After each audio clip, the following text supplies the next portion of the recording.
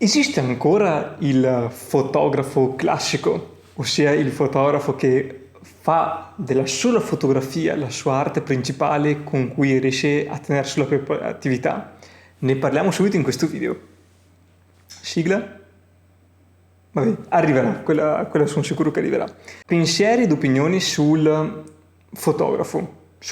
come professione. Il fotografo inteso come fotografo classico, quindi colui che con la macchina fotografica fa il suo lavoro e lavora solo con la fotografia, inizia ad essere una cosa molto limitante che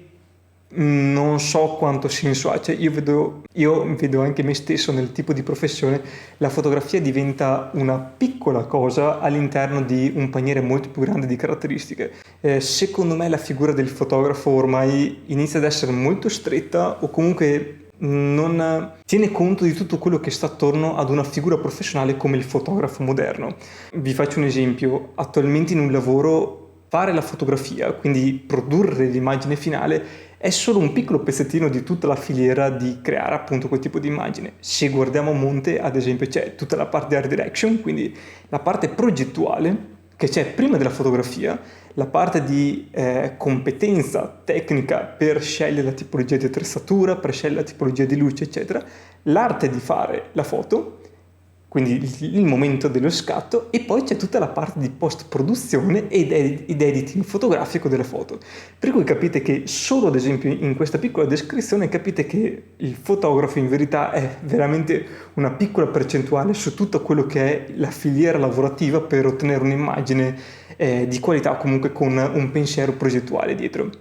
Bene, considerate che questo è solo una tipologia, ad esempio, di lavoro che ormai si fa con una videocamera, comunque per chi lavora con le immagini o con i mezzi multimediali, perché chiaramente ormai fotografia e video vanno di pari passo, per cui sei un fotografo che comunque devi saper fare video, per cui sei un fotografo filmmaker che iniziano a diventare appunto la stessa figura, per cui secondo me è un'evoluzione ulteriore del fotografo classico, perché sai fare le foto, sai fare l'art direction, sai seguire la post-produzione, ma sai anche fare la parte di video e tutto quello che anche qua c'è prima del girare il video e della post-produzione, per cui i media che si vanno a utilizzare ad esempio in un progetto di comunicazione iniziano già a diventare molti di più che una semplice fotografia. Se poi vogliamo farla anche più grande, c'è tutta la sfera della grafica, per cui saper fare i video ad esempio vuol dire avere un po' di competenza di grafica,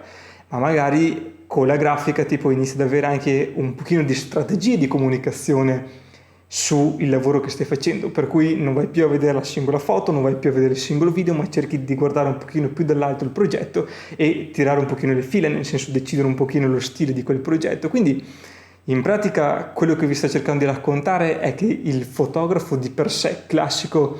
è molto limitante se consideriamo la figura del fotografo che esiste oggi, che ormai dire fotografo secondo me inizia ad avere il tempo che trova, anche filmmaker inizia ad avere un pochino il tempo che trova. Al di là del nome che si può dare a questo tipologia di professione, la conclusione è solo una: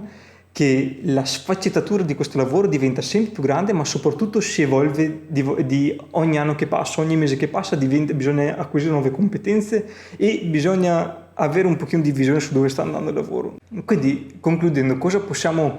trarre come ragionamento finale su questo percorso che un pochino abbiamo fatto? Beh, che la fotografia si è evoluta tantissimo. Anche la fotografia stessa è l'evoluzione di altri mezzi e comunque ad oggi la fotografia si sta evolvendo in tanti media diversi. Questo non vuol dire che scompare, però chiaramente la fotografia si affianca alla grafica che si affianca al video. Queste tre cose qua unite vanno a creare la sfera della comunicazione appunto che si utilizza oggi per comunicare. Quindi una cosa è certa: questa professione si è evoluta nel tempo, ma di certo si evolverà nel prossimo periodo. Bisogna solo stare attenti, essere fiduciosi e comunque riuscire a capire quali sono le cose più importanti su cui puntare, sia sulla propria formazione che sulla propria visione di impresa. Se questo video ti è piaciuto, chiaramente lascia un commento qua sotto e ci vediamo al prossimo video.